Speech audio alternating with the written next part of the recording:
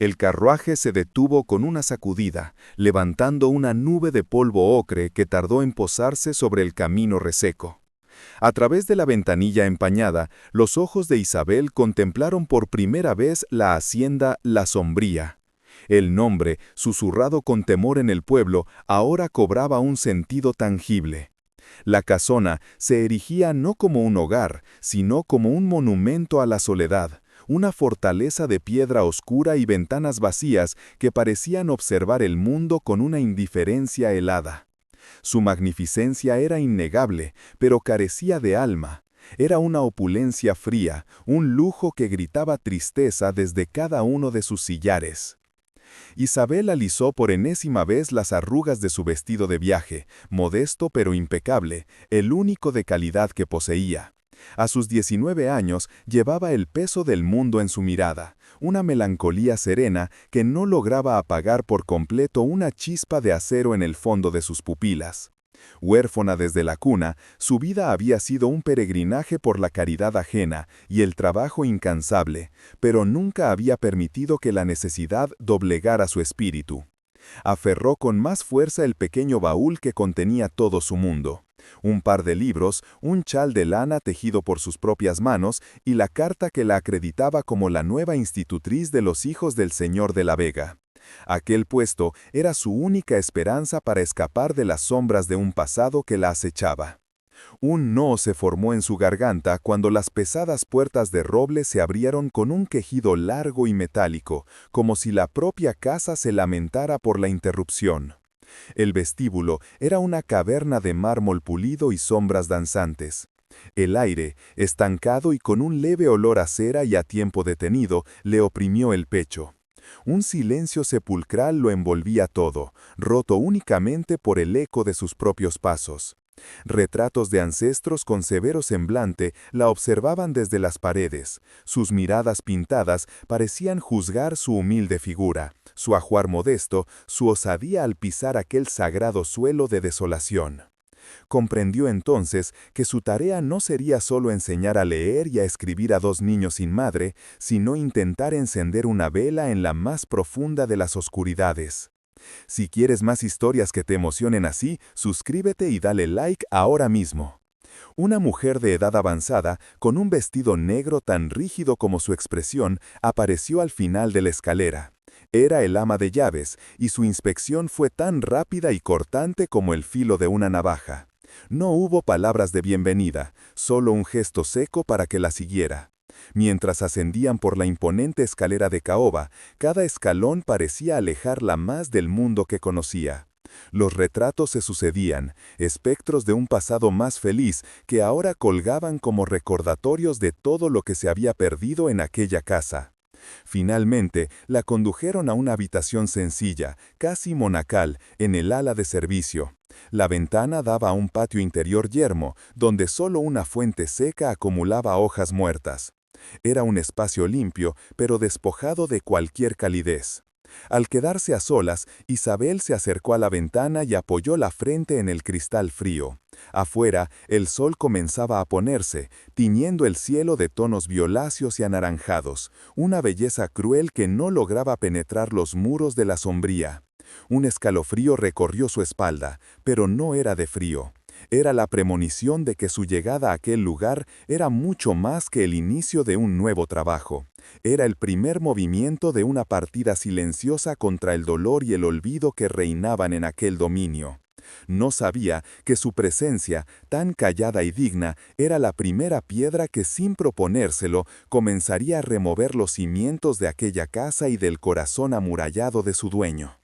A la mañana siguiente, el sol se filtraba con timidez por los altos ventanales, pero su luz parecía perder toda su fuerza al tocar el mármol y las maderas oscuras de la sombría. El desayuno fue un asunto silencioso en la cocina, un espacio que, a pesar del calor del hogar, estaba impregnado de la misma disciplina severa que regía el resto de la casa. Fue allí donde el ama de llaves le comunicó, con la misma parquedad de la víspera, que el señor de la Vega deseaba verla.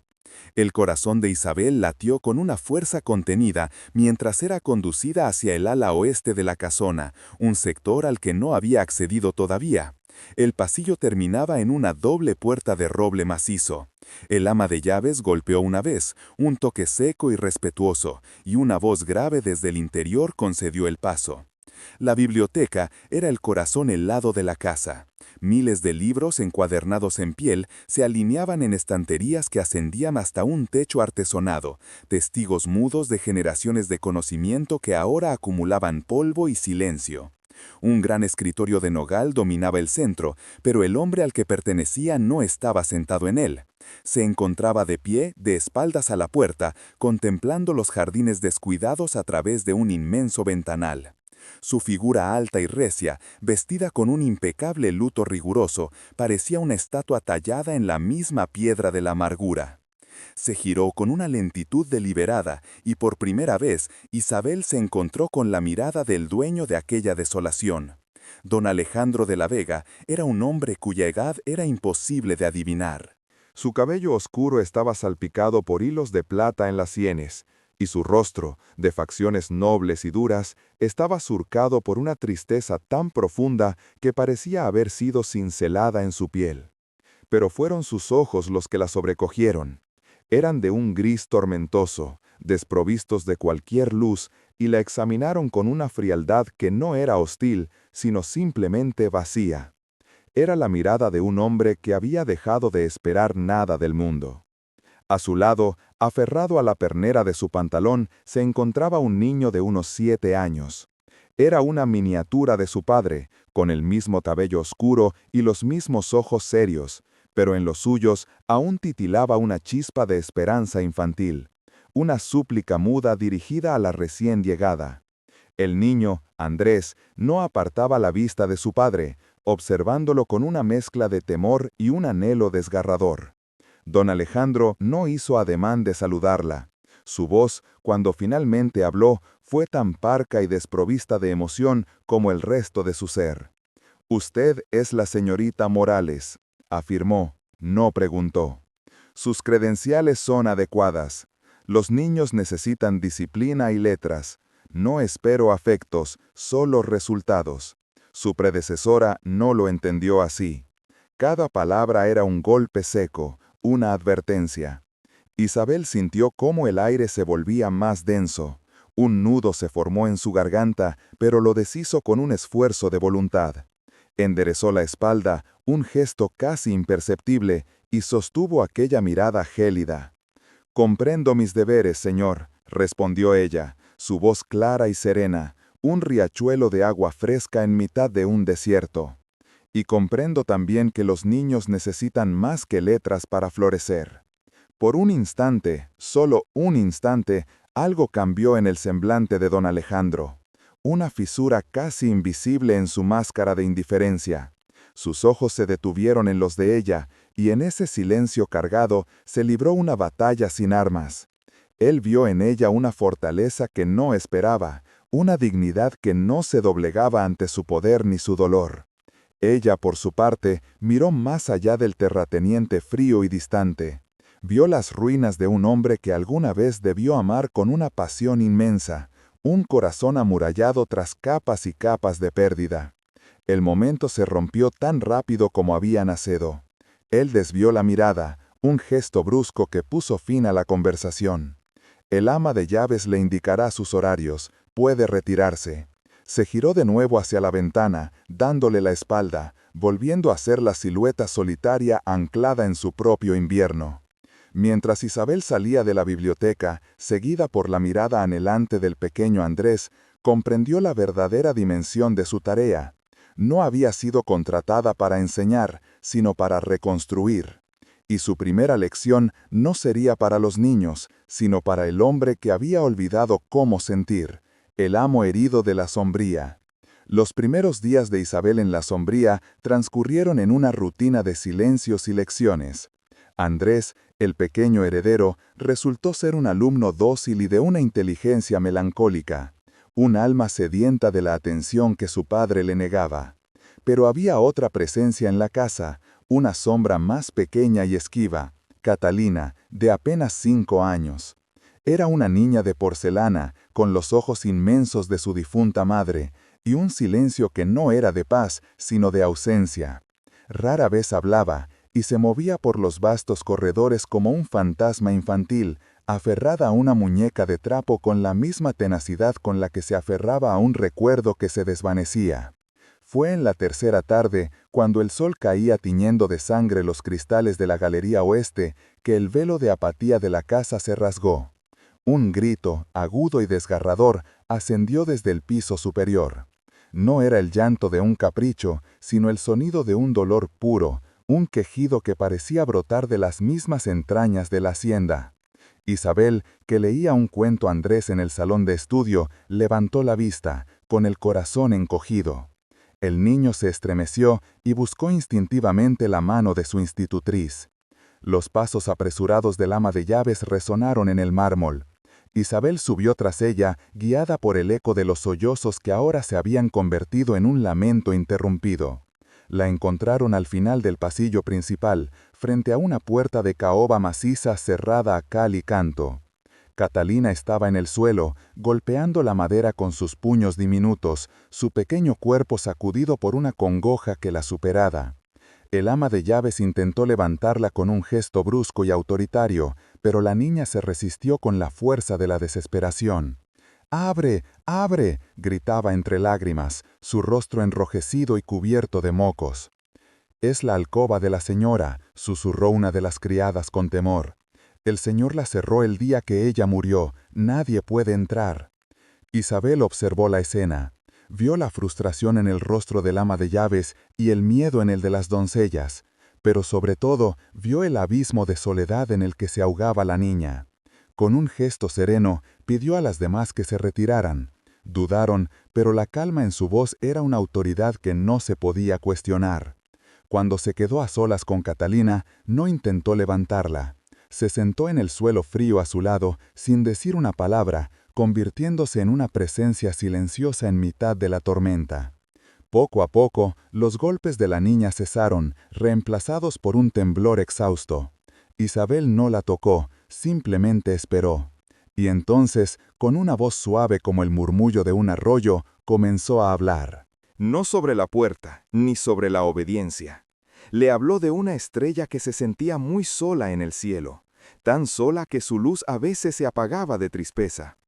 Le contó cómo las otras estrellas, al verla, se acercaban un poquito más cada noche para darle calor, sin decir nada, solo estando cerca. La niña dejó de sollozar. Giró su carita mojada y la miró a través de una cortina de pestañas húmedas. Isabel extendió una mano, no para agarrarla, sino como una ofrenda. Catalina, después de un instante de duda, deslizó sus deditos fríos en la palma de Isabel. Fue un roce casi imperceptible, pero en el silencio de aquel corredor resonó como un pacto. En ese preciso instante, don Alejandro apareció al otro extremo del pasillo. Había sido atraído primero por los gritos y luego por el repentino e inquietante silencio. Se detuvo en la penumbra, una figura oscura recortada contra la luz moribunda del ventanal. Se preparaba para la escena que ya conocía: criados nerviosos, una niña fuera de control y la prueba del fracaso de la nueva institutriz. Pero lo que vio lo dejó inmóvil. Vio a la joven, sentada en el suelo de su casa con la misma dignidad con la que se sentaría en un trono. Vio su vestido modesto junto a la puerta prohibida, el santuario de su dolor. Y la vio sosteniendo la mano de su hija, no con lástima, sino con una comprensión profunda, mientras la cabeza de la pequeña se inclinaba lentamente hasta reposar en su regazo. No había victoria en la postura de Isabel, solo una paz inmensa. Y en el rostro de Catalina, por primera vez en años, un atisbo de sosiego. Él no se movió.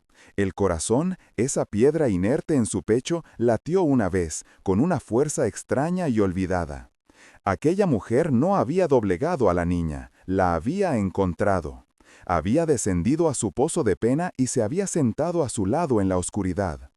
En un solo gesto había mostrado más sabiduría y valor que todos los que habían intentado imponer orden en su casa rota. La miró y por primera vez no vio a una empleada.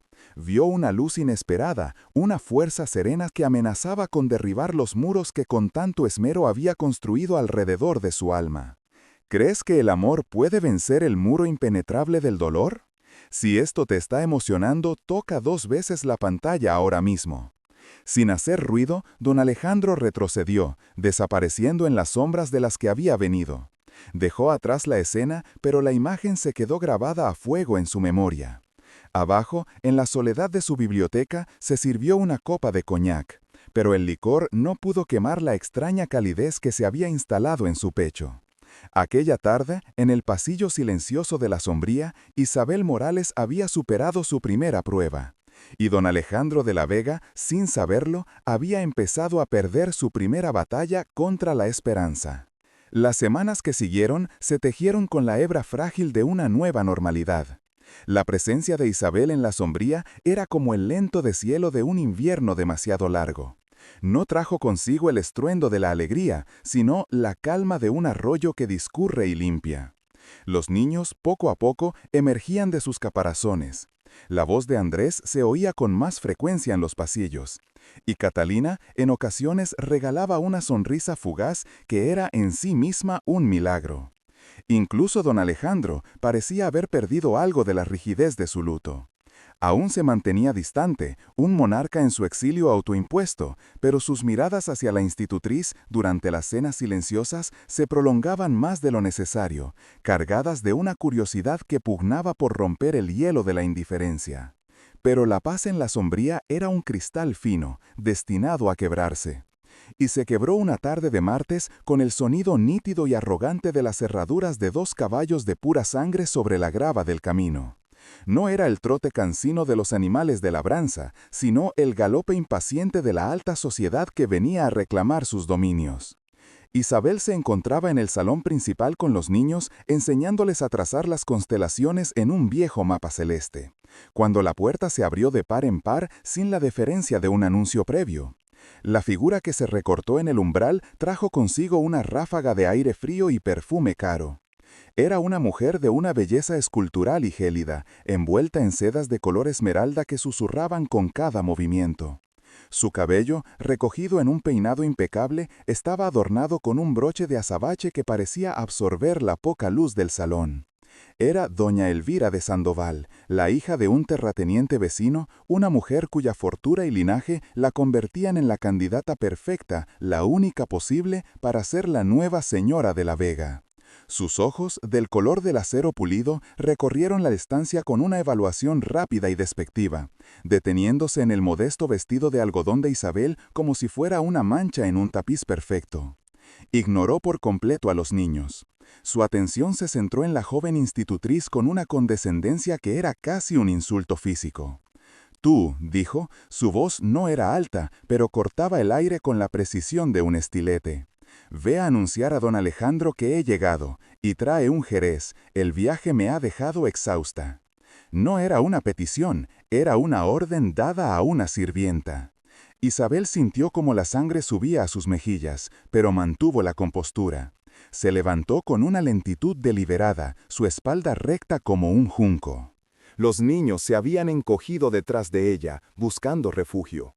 «Mi nombre es Isabel Morales, señora. Soy la institutriz de los niños», respondió, su voz serena y firme, desprovista de cualquier atisbo de servilismo.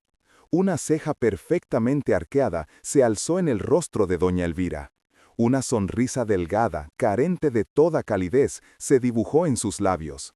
«Ah, sí, la nueva adquisición de Alejandro siempre ha tenido gustos peculiares». Su mirada volvió a examinar a Isabel de arriba abajo, deteniéndose un instante en sus manos. Unas manos hechas para el trabajo, no para lucir anillos. «Espero que al menos sepas mantener a los niños en silencio y fuera de mi vista. La sombría necesita orden, no caridad». Cada palabra estaba diseñada para humillar, para recordar a Isabel su lugar en el rígido escalafón del mundo. Era el lenguaje de la clase, del poder, una barrera invisible pero infranqueable que la dejaba a ella del lado de los desposeídos.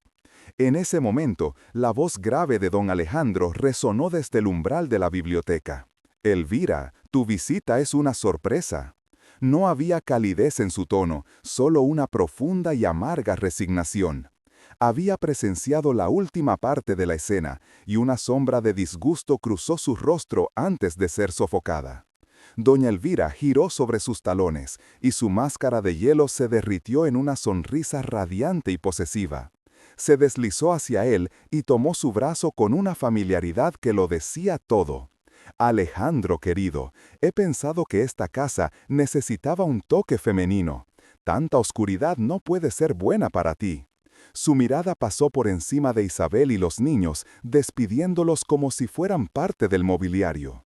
Él no apartó el brazo, prisionero de un código de honor y de unas expectativas sociales que lo asfixiaban. Pero sus ojos, por un instante, se encontraron con los de Isabel. En esa mirada fugaz, ella no vio al patrón distante, sino a un hombre atrapado. Y él vio en ella no a una empleada desafiada, sino una dignidad silenciosa que de alguna manera lo avergonzaba.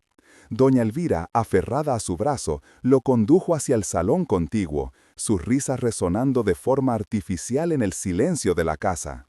Isabel se quedó sola con los niños, en medio del vasto salón.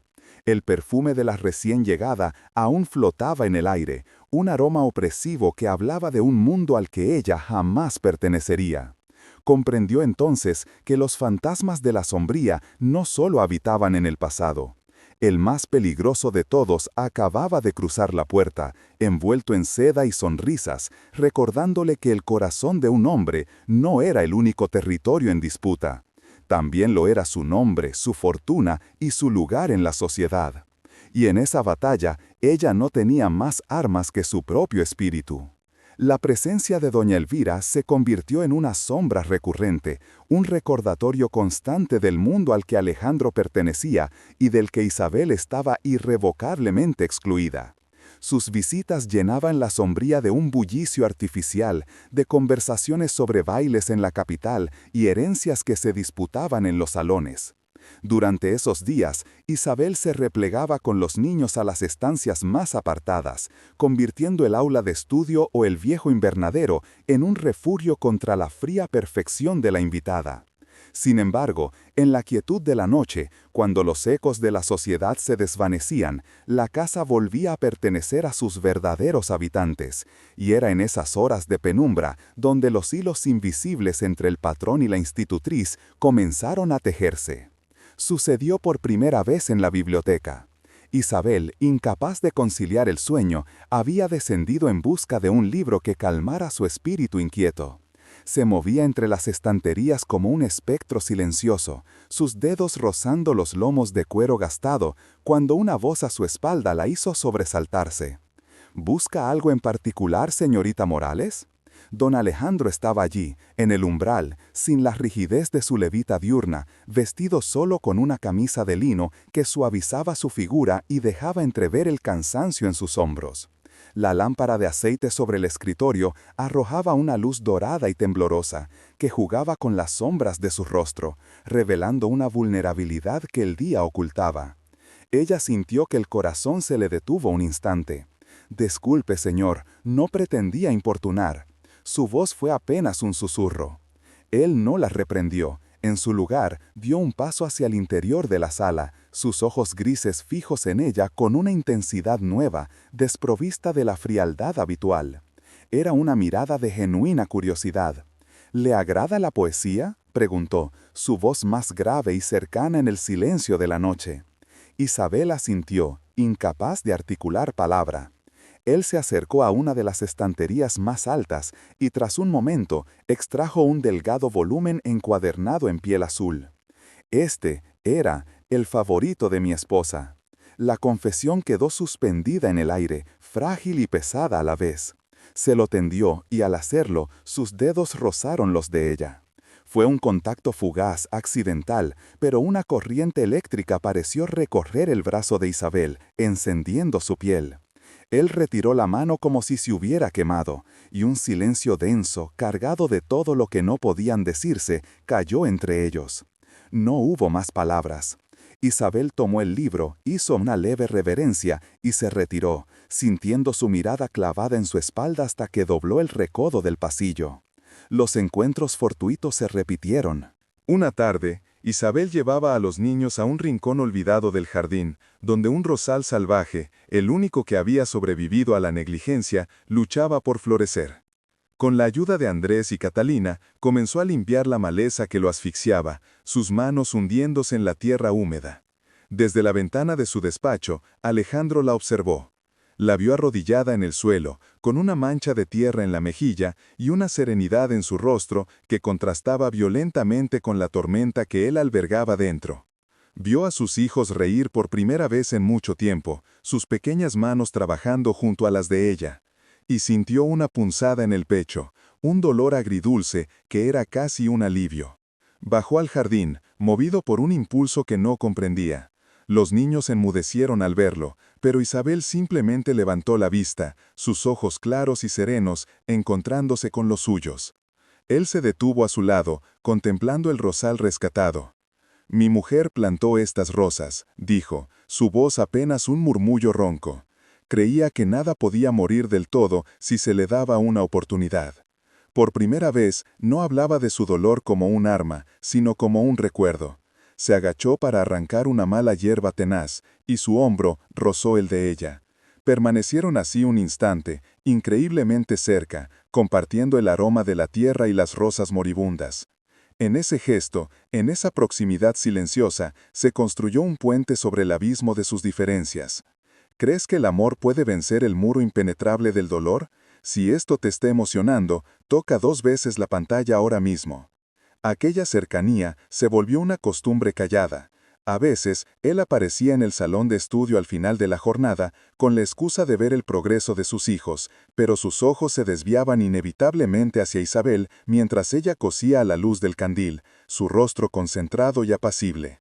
Otras se cruzaban en los pasillos al anochecer y en lugar del seco saludo protocolario, compartían un instante de silencio, una mirada que se prolongaba un segundo más de lo debido, un reconocimiento mutuo de la soledad del otro. Él comenzó a verla no como una empleada, sino como la única luz en la penumbra de su existencia, y ella, poco a poco, dejó de ver al patrón amargado, para descubrir al hombre que se escondía debajo, un alma herida que, sin saberlo, buscaba desesperadamente una mano que lo guiara de vuelta a la vida. Cada roce accidental, cada silencio compartido, era un paso más en un baile lento y peligroso que ninguno de los dos sabía cómo detener. La noche se desgarró con la furia de una tormenta de verano. Relámpagos lívidos iluminaban los pasillos de la sombría, mostrando por un instante los rostros severos de los retratos, solo para sumirlos de nuevo en una oscuridad aún más profunda. Los truenos hacían vibrar los cimientos de la casa, un lamento grave y prolongado que parecía despertar a los fantasmas dormidos. En su habitación, Isabel escuchaba la lluvia torrencial azotar los cristales, un sonido violento que reflejaba la inquietud de su propio corazón. Un grito ahogado, casi imperceptible entre el estruendo del cielo, la puso en alerta. No era un sonido de terror infantil, sino algo más hondo, más antiguo.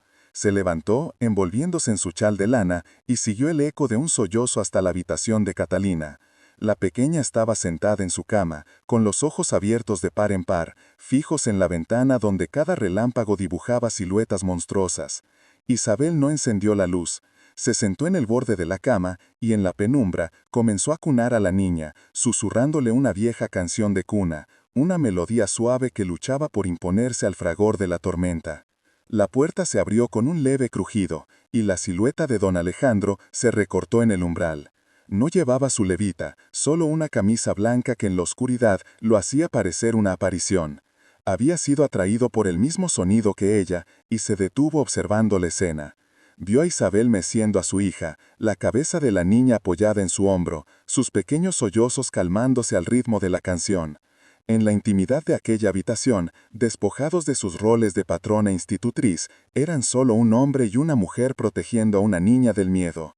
Cuando Catalina por fin se durmió, agotada por el llanto y la tensión, Isabel la arropó con cuidado y se levantó para marcharse. Él seguía en la puerta, inmóvil, bloqueando el paso. Sus ojos grises, normalmente vacíos, reflejaban ahora el fulgor intermitente de los relámpagos, y en ellos ardía una emoción cruda, dolorosa. La tormenta, a ella le asustaba la tormenta, dijo él, su voz rota, un susurro ronco que apenas logró atravesar el sonido de la lluvia. No se apartó. En su lugar, la guió con un gesto silencioso fuera de la habitación, cerrando la puerta con una delicadeza infinita. Se detuvieron en el pasillo, justo frente a la puerta prohibida, la alcoba de su difunta esposa. Isabel esperó, sintiendo el peso de los años de silencio que estaban a punto de romperse. Él apoyó la frente en la madera fría de la puerta, como si buscaba un consuelo que ésta no podía darle. Musitó, las palabras arrancadas de lo más profundo de su ser. Esta casa me la quitó, musitó, las palabras arrancadas de lo más profundo de su ser. Levantó la cabeza y la miró, y en ese instante Isabel vio al hombre tras la máscara. Vio el abismo de su sufrimiento, una herida que no había cicatrizado, que supuraba con cada recuerdo. Su nombre era Elena, confesó, y pronunciar su nombre pareció causarle un dolor físico. Y murió aquí mismo, tras esta puerta. Murió al traer al mundo a Catalina. La revelación cayó sobre Isabel con la fuerza de un rayo. Comprendió todo, la distancia con su hija, el silencio sepulcral, el dolor que se había petrificado hasta convertirse en frialdad. No le ofreció palabras de consuelo vacías. No había lástima en su mirada, sino una profunda e insondable compasión. Con una lentitud infinita, alzó la mano y la posó sobre el antebrazo de él. El tejido de la camisa era áspero, pero bajo él sintió el temblor de un hombre deshecho. Él se estremeció ante el contacto, pero no se apartó. Era la primera vez en años que permitía que un gesto de consuelo traspasara sus defensas. «Siento el peso de su dolor, señor», dijo ella, su voz serena un ancla en mitad de la tempestad de sus recuerdos. Por primera vez en años, don Alejandro no se sintió solo en su infierno. La tormenta exterior amainaba, pero la que habitaba en el alma de Alejandro de la Vega acababa de encontrar su primer instante de calma. Ya no la veía como la señorita Morales. En la quietud de aquel corredor, a la luz moribunda de los últimos relámpagos, vio a la única persona que había mirado su herida sin retroceder. Aquella noche, Isabel dejó de ser la institutriz para convertirse en su confidente, y él, el hombre perdido en el mar de su propia pena, por fin había vislumbrado una luz a la que aferrarse. La calma que había comenzado a echar raíces en la sombría fue arrancada de cuajo una mañana de jueves. Doña Elvira, sintiendo cómo el territorio que consideraba suyo se le escapaba entre los dedos, decidió mover sus piezas en el tablero social con una crueldad calculada. Anunció, sin consultar a don Alejandro, que ofrecería una merienda en la hacienda para sus amistades más cercanas. Era un acto de posesión, una forma de marcar la casa y a su dueño como de su propiedad ante los ojos del mundo. El salón principal, habitualmente sumido en una respetuosa penumbra, fue invadido por una luz estridente y el murmullo agudo de una docena de damas de la alta sociedad. El aire, antes impregnado del aroma a cera y libros viejos, se espesó con una mezcla de perfumes franceses y el veneno de la maledicencia. Isabel había recibido órdenes directas de doña Elvira. Debía presentar a los niños durante un breve instante y luego permanecer en un rincón, disponible pero invisible. Era una humillación sutil, relegándola al papel de una criada de mayor rango. Vestida con su sencillo traje de color gris perla, Isabel se sentía como un gorrión en una jaula de pavos reales. Las sedas y los encajes de las invitadas susurraban a su paso, y sus miradas, afiladas como alfileres, la desnudaban de toda dignidad. Tras presentar a Andrés y a Catalina, que soportaron el escrutinio con una seriedad impropia de su edad, se retiró a un segundo plano, junto a un ventanal, con la intención de fundirse con las cortinas de terciopelo. Pero doña Elvira no iba a permitirle tal escape. Con una sonrisa que no llegaba a sus ojos, alzó la voz para que todas la oyeran. «Señorita Morales, acérquese por favor, no sea tan tímida». El silencio cayó sobre el salón, expectante. Todas las miradas se clavaron en Isabel. «Mis amigas y yo sentíamos curiosidad por usted. Alejandro no nos ha contado nada de sus orígenes. ¿De qué familia procede, querida?». La pregunta era una daga envuelta en seda. En su mundo, no tener familia era no ser nadie. Isabel sintió el calor subir a sus mejillas, pero mantuvo la cabeza alta. Su voz, cuando respondió, fue clara y serena, un arroyo limpio en mitad de un pantano. No tengo familia, señora, soy huérfana. Un murmullo de falsa compasión recorrió el grupo. «Oh, qué desgracia», continuó doña Elvira, saboreando cada palabra. «Y dígame, ¿dónde se educó una joven en su situación? Ciertamente no en los conventos a los que asistimos nosotras».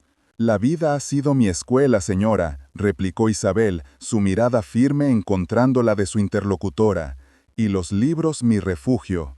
La respuesta, por su simpleza y su verdad, desarmó a algunas, pero solo avivó el fuego de la crueldad de doña Elvira.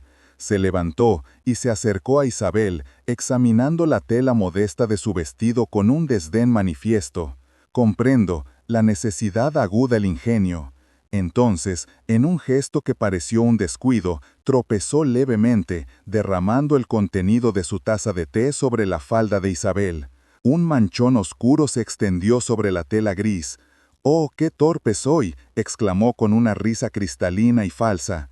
«No se preocupe, querida, tengo en mi baúl un vestido que ya no uso, se lo regalaré. La caridad es una virtud que debemos practicar». La humillación era ahora completa y pública. Le había recordado su pobreza, la había manchado y finalmente la había reducido a un objeto de su condescendiente caridad. El salón entero contuvo la respiración, esperando la reacción de la institutriz, las lágrimas, la ira, la vergüenza. Pero Isabel no le dio esa satisfacción. Miró la mancha en su vestido y luego alzó la vista hacia doña Elvira, y en sus ojos no había ni una sombra de derrota. Con una dignidad que era un escudo impenetrable, hizo una leve inclinación. «Es usted muy amable, señora, pero no es necesario. El agua limpia la mancha del té. Otras manchas, sin embargo, se aferran al alma y no hay jabón que pueda borrarlas». Un silencio sepulcral, denso y pesado, se apoderó de la estancia. Las palabras, dichas sin acritud, pero con una fuerza moral devastadora, habían golpeado a doña Elvira como una bofetada. Su rostro, por un instante, se contrajo en una máscara de pura furia. La entereza de aquella huérfana era un insulto que no podía soportar. Fue en ese preciso instante cuando la puerta de la biblioteca se abrió. Don Alejandro había permanecido allí, escuchándolo todo desde las sombras. Salió al salón y su presencia fue como la llegada de un invierno súbito. Su rostro era una tormenta contenida y sus ojos grises, normalmente desprovistos de emoción, ardían con una llama helada que se posó directamente sobre doña Elvira. No miró a Isabel, no necesitaba hacerlo. Con una voz peligrosamente calmada, se dirigió a las invitadas. «Señoras, la tarde ha sido larga. Estoy seguro de que tienen obligaciones que atender». No era una sugerencia, era una orden de expulsión. Las mujeres, desconcertadas y temerosas, comenzaron a levantarse, recogiendo sus chales y sus abanicos con una prisa nerviosa. Doña Elvira se quedó paralizada, lívida de rabia e impotencia. Él se acercó a ella y su voz bajó a un susurro que solo ella pudo oír, un susurro más cortante que un grito. «Nunca más, Elvira, nunca más volverás a usar mi casa para tus juegos crueles, y nunca más volverás a dirigirte a la señorita Morales de esa manera. ¿Ha quedado claro?».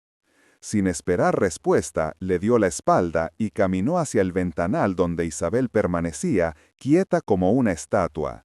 No dijo nada, pero en el silencio que siguió a la partida de las invitadas, su mirada se encontró con la de ella. Y en ese cruce de ojos, él le ofreció un respeto que valía más que 1000 disculpas, y ella le devolvió una gratitud silenciosa que selló un pacto invisible entre sus almas. La humillación había fracasado. En lugar de romperla, solo había conseguido mostrarle al amo de la sombría la inquebrantable fortaleza del espíritu que sin él saberlo ya había empezado a conquistar su corazón. Si esta historia tocó su corazón, escriba la palabra dignidad en los comentarios. No se olvide que en las tarjetas estoy dejando otras narraciones que van a emocionar igualmente. Y no olvides seguir esta página para más historias que te llegarán al alma. La humillación orquestada por doña Elvira, lejos de aislar a Isabel, había forjado un lazo invisible pero irrompible entre ella y don Alejandro. El aire en la sombría había cambiado. Ya no era solo el silencio del dolor, sino un silencio expectante, cargado de una nueva conciencia. Las miradas que se cruzaban en los pasillos o sobre las cabezas de los niños durante la cena ya no eran de evaluación, sino de complicidad. Él la veía no como la institutriz, sino como la aliada inesperada que había permanecido en pie donde todos los demás habrían huido. Y ella veía en él no al patrón herido, sino al hombre que por defenderla había dado el primer paso fuera de su propia fortaleza de amargura. Fue Alejandro quien rompió la rutina una mañana de domingo. El sol, por primera vez en mucho tiempo, parecía haber vencido a las sombras de la hacienda. Anunció con una parquedad que no lograba ocultar la importancia del gesto que asistirían a misa en el pueblo. Era la primera vez que saldría de los confines de la sombría con sus hijos desde la muerte de su esposa. Tras una pausa, sus ojos grises se posaron en Isabel. «Usted nos acompañará, señorita Morales». No era una orden a una empleada, sino una invitación. Un reconocimiento tácito de que ella era, ahora, parte de aquel frágil núcleo familiar que intentaba reconstruirse. El viaje en el carruaje se hizo en un silencio solemne. Al llegar a la plaza del pueblo, todas las miradas se volvieron hacia ellos.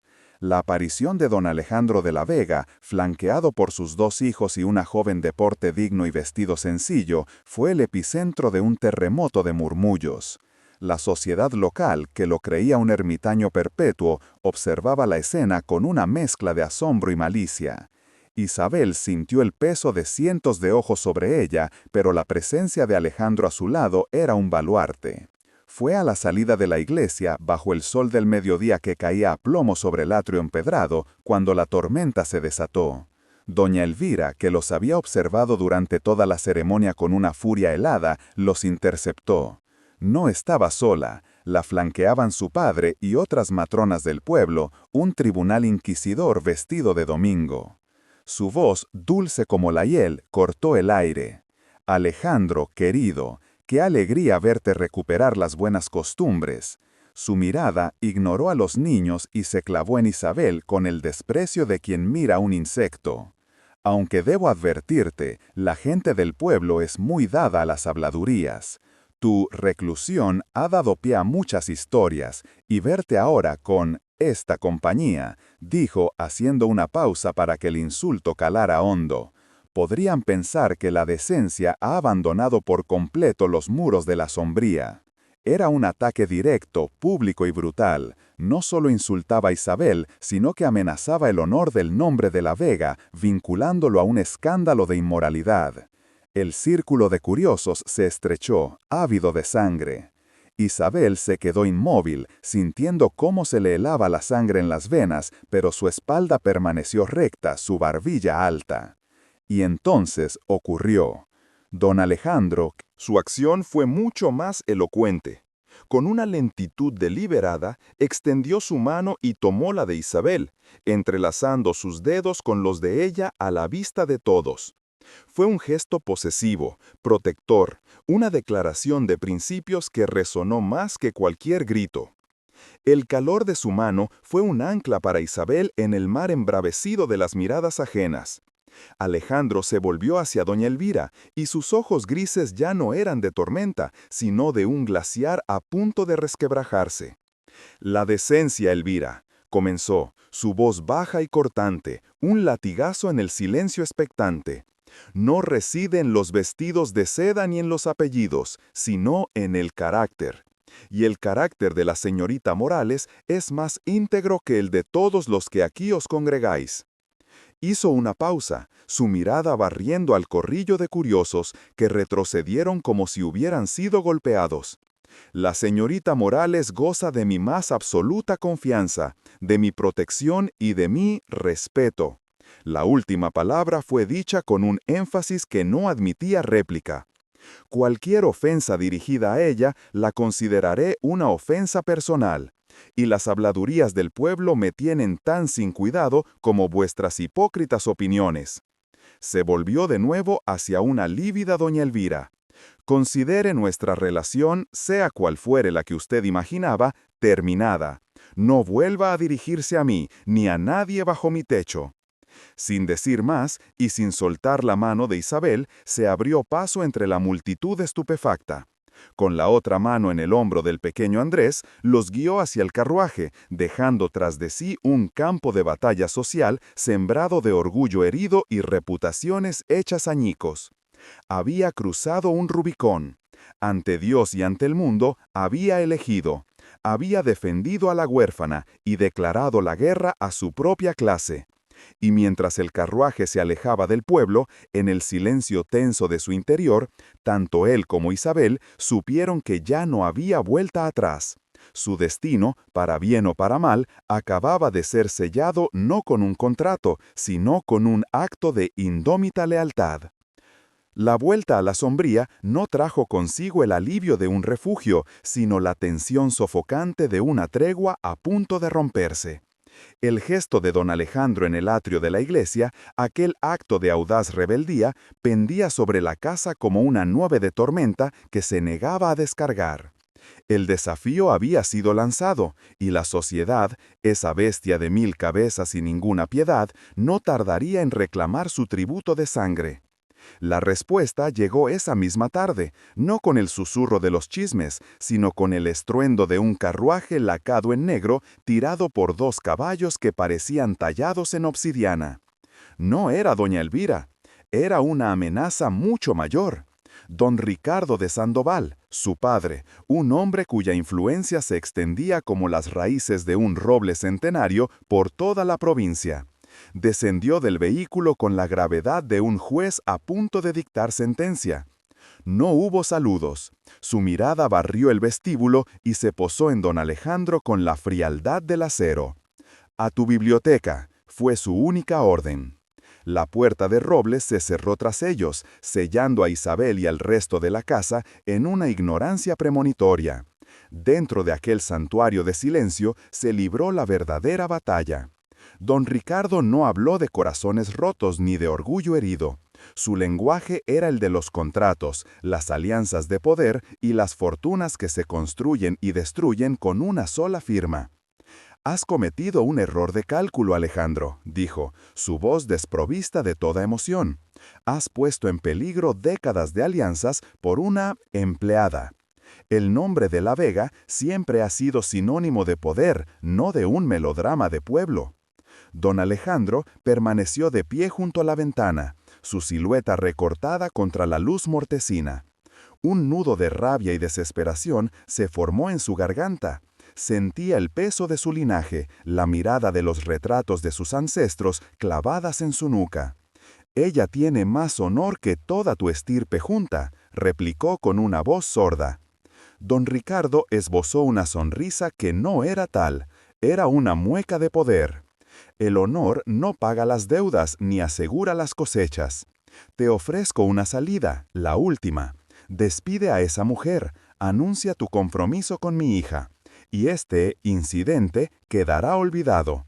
Se inclinó sobre el escritorio, sus manos apoyadas sobre la madera pulida como si tomara posesión de la misma. «De lo contrario, cada puerta que una vez se te abrió se cerrará en tu cara. Tus socios te abandonarán, los bancos te negarán el crédito. Estarás solo, Alejandro, y la soledad, como bien sabes, devora a los hombres y a sus haciendas». El ultimátum quedó suspendido en el aire, frío, pesado e irrevocable. Mientras los 2 hombres decidían el destino de la hacienda, una víbora se deslizaba por los pasillos. Doña Elvira, que había llegado con su padre, no buscaba la victoria, sino la aniquilación. Encontró al ama de llaves en la ropera y sus palabras, susurradas al oído, fueron una mezcla de veneno y promesas. Una amenaza velada, una bolsa de monedas que pesaba más que la lealtad. Un grito agudo rasgó el silencio de la casa. «¡Ha desaparecido! ¡El broche de zafiros! ¡El broche de la difunta señora!».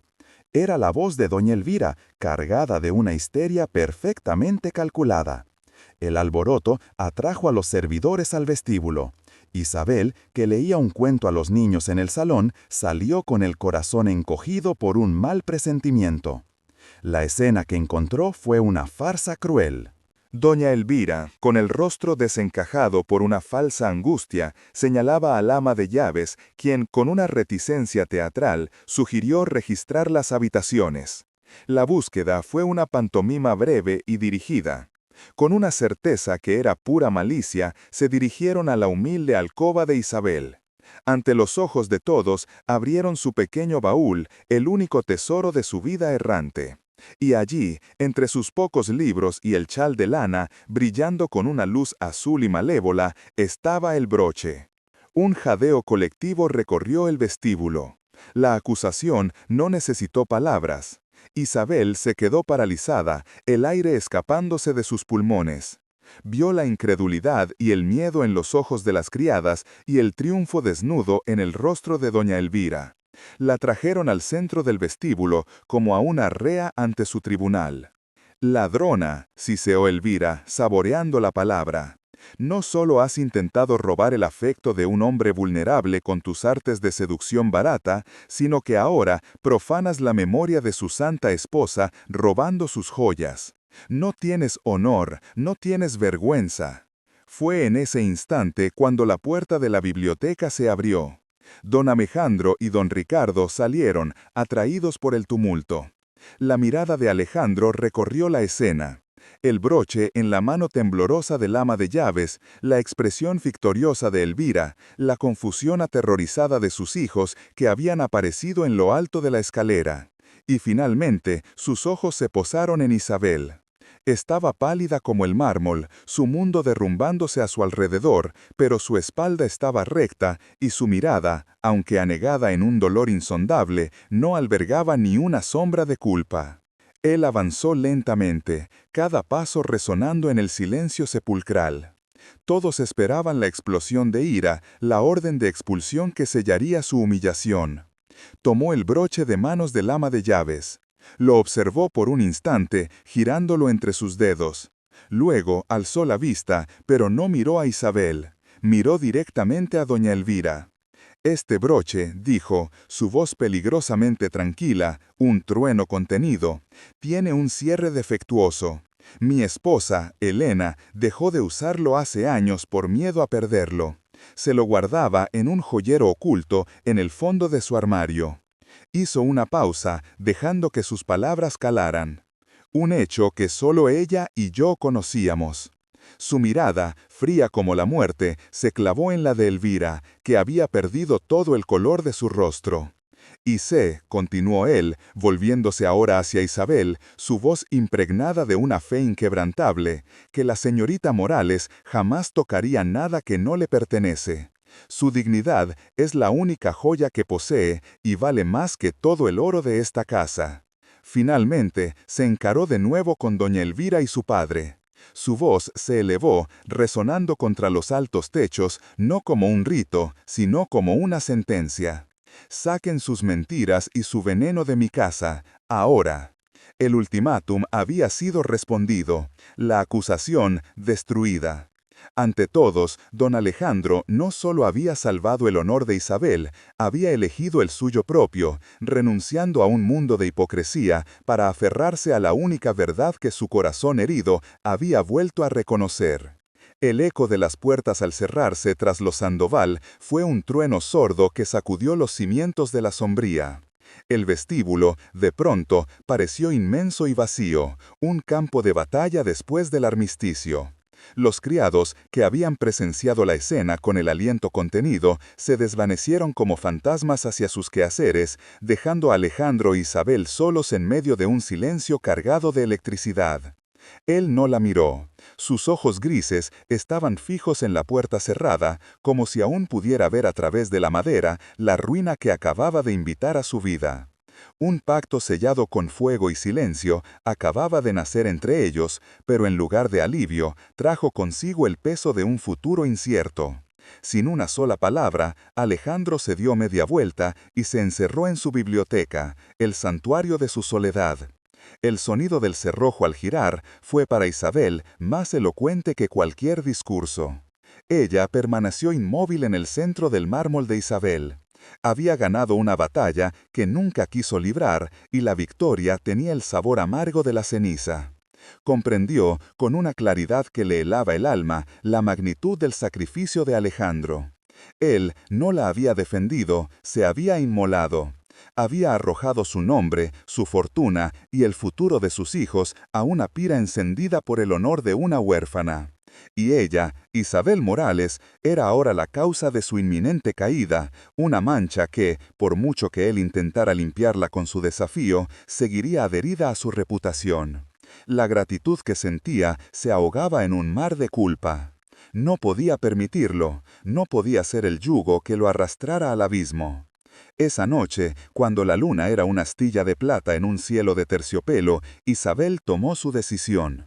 No hubo lágrimas, solo una calma desoladora, la resignación de quien acepta un destino inevitable. Abrió su pequeño baúl, aquel que contenía todo su mundo, y con una lentitud ritual comenzó a guardar sus escasas pertenencias. Cada libro, cada prenda doblada, era una despedida silenciosa. El chal de lana, tejido con sueños de un futuro modesto pero digno, fue lo último que guardó. Su dignidad, esa joya de la que había hablado don Alejandro, le exigía ahora el mayor de los sacrificios, desaparecer. Esa noche, cuando la luna era una astilla de plata en un cielo de terciopelo, Isabel tomó su decisión. No hubo lágrimas, solo una calma desoladora, la resignación de quien acepta un destino inevitable. Abrió su pequeño baúl, aquel que contenía todo su mundo, y con una lentitud ritual comenzó a guardar sus escasas pertenencias. Cada libro, cada prenda doblada, era una despedida silenciosa. El chal de lana, tejido con sueños de un futuro modesto pero digno, fue lo último que guardó. Su dignidad, esa joya de la que había hablado don Alejandro, le exigía ahora el mayor de los sacrificios, desaparecer. Antes de partir, sus pies la llevaron, como dos peregrinos silenciosos, a las habitaciones de los niños. Entró primero en la de Andrés. El niño dormía con el ceño ligeramente fruncido, como si incluso en sueños luchara contra las sombras de la casa. Isabel le apartó un mechón de pelo de la frente, un gesto tan tierno y doloroso que sintió cómo se le partía el alma. Luego fue a la alcoba de Catalina. La pequeña dormía abrazada a su muñeca de trapo, una paz casi milagrosa en su rostro de porcelana. Una lágrima solitaria, caliente y traicionera, rodó por la mejilla de Isabel y cayó sobre la colcha. Se inclinó y depositó un beso casi imperceptible en la frente de la niña, un adiós que nunca sería escuchado. Con el baúl en una mano y el corazón hecho pedazos en el pecho, descendió la gran escalera de caoba. Cada escalón era un eco de su llegada, una burla cruel de la esperanza que una vez trajo consigo.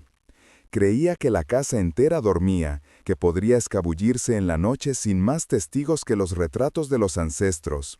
Pero se equivocaba. Al llegar al pie de la escalera, lo vio. Don Alejandro estaba de pie junto a la puerta principal, su silueta recortada por la luz de una única lámpara de aceite. No parecía sorprendido. La esperaba.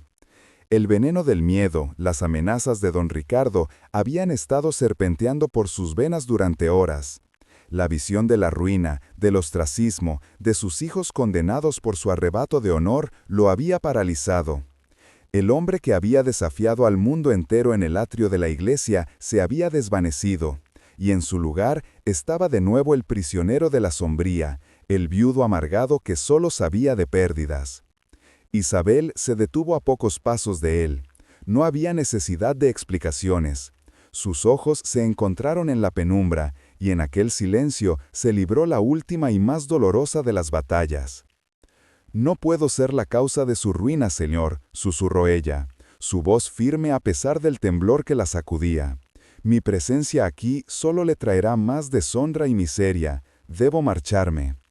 Él la miró, y en sus ojos grises ella vio una guerra. Vio el deseo de pedirle que se quedara, una súplica muda que luchaba por nacer. Pero vio también el fantasma del miedo, la sombra de la capitulación. El peso de su mundo, de sus responsabilidades, era demasiado grande. La fortaleza que había mostrado se resquebrajó, y el hombre roto volvió a ocupar su lugar. No extendió la mano para detenerla. No pronunció las palabras que ella, en el fondo de su alma, anhelaba oír. Su silencio fue su respuesta. Una respuesta que fue una condena. «Quizás sea lo mejor», dijo él finalmente, y las palabras salieron de su boca como esquirlas de hielo, desgarrando el aire y el corazón de Isabel. Aquella fue su falsa derrota, su capitulación ante el miedo. Isabel asintió lentamente, aceptando la sentencia. Con una dignidad que era casi un sacrilegio en aquel momento de devastación, caminó los últimos pasos que la separaban de la puerta.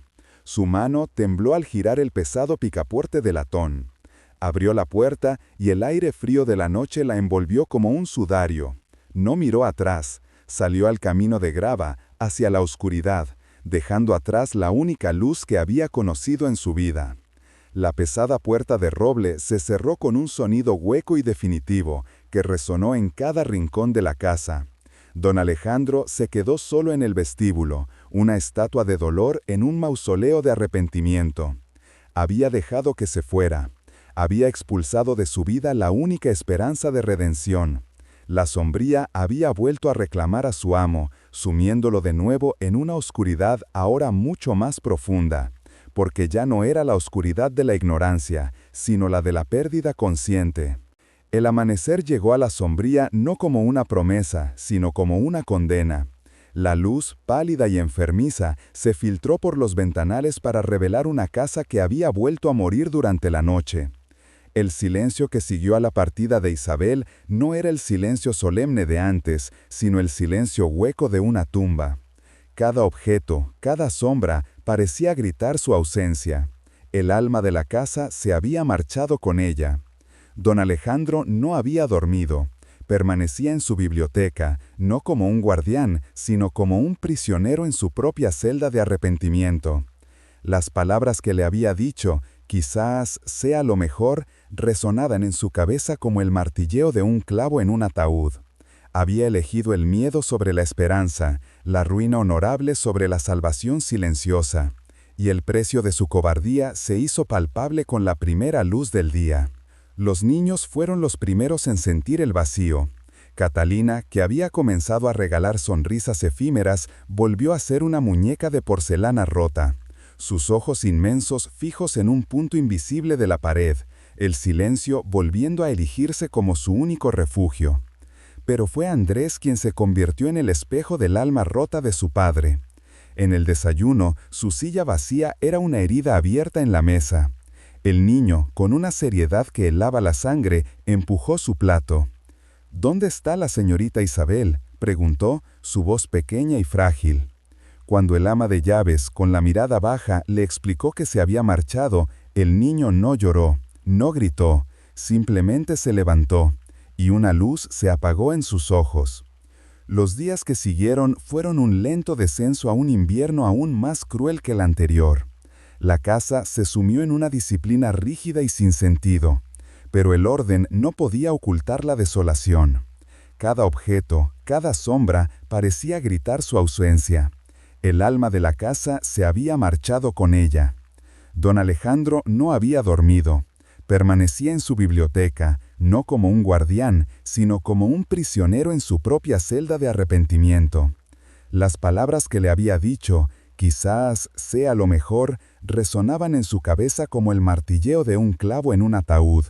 Había elegido el miedo sobre la esperanza, la ruina honorable sobre la salvación silenciosa. Y el precio de su cobardía se hizo palpable con la primera luz del día. Los niños fueron los primeros en sentir el vacío. Catalina, que había comenzado a regalar sonrisas efímeras, volvió a ser una muñeca de porcelana rota. Sus ojos inmensos fijos en un punto invisible de la pared, el silencio volviendo a erigirse como su único refugio. Pero fue Andrés quien se convirtió en el espejo del alma rota de su padre. En el desayuno, su silla vacía era una herida abierta en la mesa. El niño, con una seriedad que helaba la sangre, empujó su plato. «¿Dónde está la señorita Isabel?», Preguntó, su voz pequeña y frágil. Cuando el ama de llaves, con la mirada baja, le explicó que se había marchado, el niño no lloró, no gritó, simplemente se levantó, y una luz se apagó en sus ojos. Los días que siguieron fueron un lento descenso a un invierno aún más cruel que el anterior. La casa se sumió en una disciplina rígida y sin sentido, pero el orden no podía ocultar la desolación. Una tarde, Andrés comenzó a arder en fiebre. No era una calentura común, de esas que se curan con paños fríos y caldos. Era una fiebre que no calentaba la piel, sino que enfriaba el alma. Yacía en su cama, apático, negándose a comer, con la mirada perdida. El viejo médico del pueblo, tras examinarlo, miró a don Alejandro con una franqueza cansada. «El cuerpo de este niño está sano, señor de la Vega», sentenció. «Su mal es otro. Padece de melancolía, de una tristeza tan profunda que le ha quitado el deseo de vivir». Las palabras cayeron sobre Alejandro como losas de granito. Se acercó a la cama de su hijo y le tocó la frente. Estaba fría, el frío de la ausencia. En los ojos vacíos de Andrés vio el reflejo de su propio abismo. Vio a un niño que se rendía, igual que él se había rendido en el vestíbulo, ante la puerta cerrada. Y entonces la epifanía lo golpeó con la fuerza de un relámpago. Miró a su alrededor, a la opulencia muerta de la habitación, al lujo que lo asfixiaba, a los retratos de sus ancestros que lo juzgaban desde las paredes. ¿Por esto la había dejado marchar? ¿Por proteger estas piedras sin vida, este apellido que ahora solo era sinónimo de dolor? Se dio cuenta, con una claridad cegadora, de que la reputación, el honor del que tanto se jactaba, no era más que polvo si no tenía a nadie con quien compartirlo. Había sacrificado a la única persona que había traído la vida a aquellos muros por miedo a perder lo que ya estaba muerto. Isabel no era la causa de su ruina, era su única salvación. Su dignidad no era una joya que él debía proteger, sino la llama que había comenzado a derretir el hielo de su propio corazón, y él, en su ceguera y su miedo, la había arrojado a la noche. Un fuego que creía extinto para siempre se encendió en sus entrañas. La apatía se hizo añicos, reemplazada por una urgencia febril y desesperada. Salió de la habitación de su hijo como un hombre que escapa de un incendio. Su voz, por primera vez en años, resonó en los pasillos con la autoridad de un hombre vivo. «¡Preparen mi caballo!», gritó, haciendo que los criados se sobresaltaran. «¡El más rápido!». Mientras se calzaba las botas de montar, su mente trabajaba con una velocidad frenética. ¿A dónde habría ido? Una huérfana sin recursos, sin familia. Quizás al miserable pueblo del que provenía, a buscar un trabajo que la humillara. O quizás, y la idea le atenazó el corazón, a un convento, el último refugio de las almas sin amparo, donde se enterraría en vida tras los muros de la resignación. No importaba, la buscaría bajo cada piedra, en cada rincón olvidado de la provincia. Atravesó el vestíbulo, el mismo lugar de su capitulación, pero ahora lo cruzaba como un hombre con un propósito. Abrió de un golpe la puerta principal, y la luz del sol lo recibió en el rostro. Montó de un salto en su corcel negro, un animal tan impaciente y lleno de vida como él se sentía en ese instante. Con un grito que fue a la vez una promesa y una oración, espoleó al caballo y salió de la sombría, levantando una nube de polvo que pareció borrar las huellas de su pasado. Cabalgó no como un terrateniente midiendo sus dominios, sino como un hombre desesperado que corre para alcanzar su propio corazón, el que él mismo, en un acto de suprema cobardía, había arrojado a la oscuridad. El caballo galopaba con la furia de un corazón desbocado, devorando leguas de caminos polvorientos y senderos olvidados. Alejandro no sentía el cansancio ni el sol que castigaba su nuca, solo lo impulsaba una única y desesperada certeza. Cada instante que pasaba era un grano de arena que se escurría de un reloj que marcaba el tiempo de su redención. Preguntó en posadas, en mercados, en aldeas, donde el nombre de la Vega era solo un eco lejano. Buscaba a una joven de porte digno y mirada serena, una descripción que parecía pintar un fantasma en el aire. Y finalmente, tras días que se fundieron en una sola noche de angustia, una anciana tejedora le dio la pista que necesitaba. Un pequeño pueblo costero, un lugar donde las almas rotas iban a que el mar se llevara sus penas. La encontró en una humilde escuela de una sola habitación, frente a una docena de niños descalzos cuyos ojos la seguían con una devoción casi sagrada. Enseñaba las letras con la misma paciencia y ternura con la que había limpiado las malas hierbas del rosal de la sombría. Llevaba un vestido remendado, más sencillo aún que los que usaba en su casa, pero su dignidad era una armadura invisible que la hacía parecer una reina en su exilio. Estaba más delgada, y una sombra de tristeza habitaba en el fondo de sus ojos, pero no estaba rota. Su espíritu, indomable, se negaba a rendirse. Alejandro se quedó en el umbral, oculto por las sombras, incapaz de moverse, el aire atrapado en sus pulmones. La contempló durante un largo rato, bebiendo de su imagen como un hombre sediento que encuentra un manantial. Vio en ella todo lo que había perdido, todo lo que había arrojado a la oscuridad por cobardía, y el arrepentimiento fue un cuchillo que se le clavó en el pecho. Cuando los niños se marcharon, ella se quedó sola, borrando la pizarra con movimientos lentos y cansados. Fue entonces cuando él dio un paso al frente y el crujido de la madera del suelo la hizo volverse. Sus ojos se abrieron de par en par, y el trozo de tiza que sostenía cayó al suelo, rompiéndose en dos con un sonido seco y diminuto que retumbó en el silencio como un disparo. Él avanzó lentamente, como si temiera que un movimiento brusco pudiera hacerla desaparecer. Se detuvo a pocos pasos de ella, y por primera vez en su vida, el poderoso don Alejandro de la Vega se sintió completamente desnudo, despojado de su orgullo y de sus defensas. Isabel. Su voz fue un susurro ronco, quebrado por la emoción. Ella no respondió, solo lo miró, y en sus ojos él vio un océano de dolor contenido, de preguntas sin respuesta. «He sido un necio», continuó él, y las palabras brotaron de su alma como un torrente contenido durante demasiado tiempo. «Un cobarde. Me escondí tras los muros de mi dolor, y cuando usted trajo la luz, tuve miedo, miedo de sentir de nuevo, miedo de perder de nuevo». Dio otro paso, acortando la distancia que los separaba, un abismo de orgullo y malentendidos. Aquella noche, cuando la dejé marchar, no fue mi honor lo que hablé, fue mi terror. Y cada día desde entonces, cada hora, he pagado el precio de esa cobardía. La sombría ha vuelto a ser una tumba. Mis hijos se apagan, yo me apago.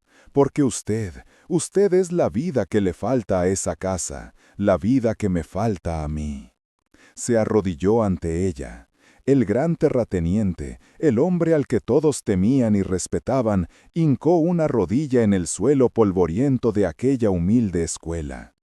Alzó la vista, y sus ojos grises, por primera vez, estaban anegados en lágrimas que no luchaba por contener.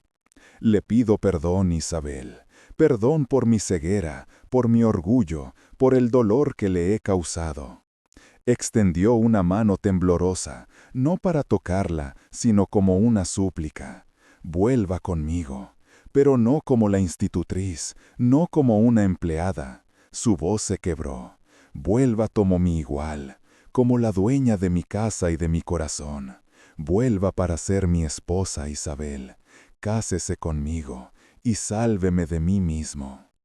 Un sollozo se escapó de la garganta de Isabel, el sonido de un dique que se rompe tras una larga sequía. Las lágrimas que había contenido durante semanas brotaron de sus ojos, lágrimas no de tristeza, sino de una incredulidad abrumadora, de una esperanza que creía muerta y enterrada. Se arrodilló frente a él, y sus manos encontraron las suyas, aferrándose a ellas como a un ancla en la tormenta. Y en el silencio de aquella tarde, entre el olor a tiza y a salitre, dos almas rotas se encontraron por fin. Su respuesta no fue una palabra, sino un gesto.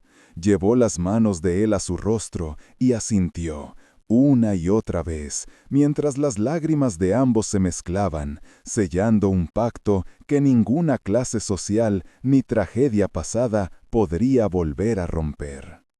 El matrimonio se celebró sin pompa ni circunstancia, en la pequeña iglesia del pueblo donde una vez la habían humillado.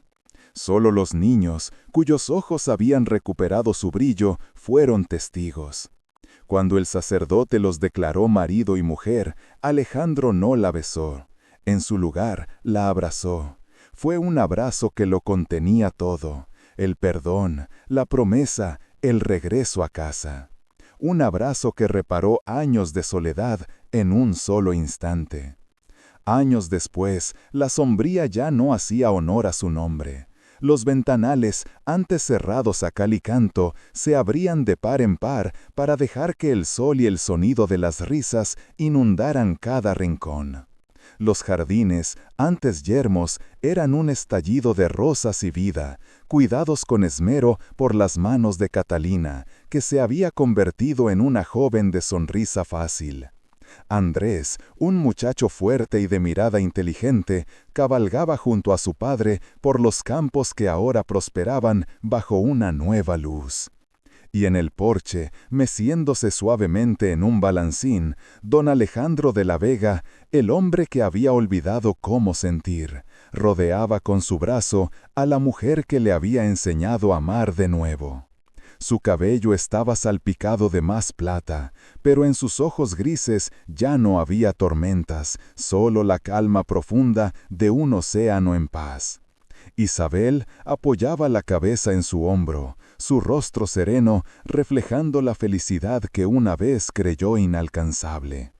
Habían construido, sobre las ruinas del dolor y el prejuicio, un hogar, y demostraron que el amor, el verdadero amor, no entiende de linajes ni de fortunas, sino de la valentía de dos corazones que se atreven a empezar de nuevo. Si esta historia tocó tu corazón, escribe la palabra amor en los comentarios. No olvides que en las tarjetas te estoy dejando otras narraciones que te emocionarán igualmente. Y no olvides seguir esta página para más historias que te llegarán al alma.